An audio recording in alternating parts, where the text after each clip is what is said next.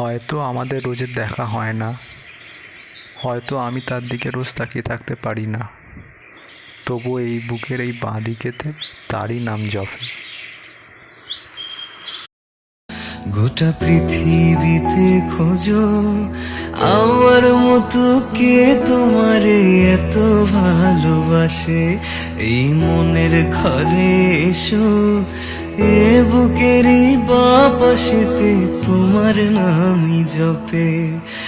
একটু আড়াল হলেই কেন মনে খোরাক জাগে, তোমার সঙ্গ পেলেই কেন দেহ শিউরে ওঠে।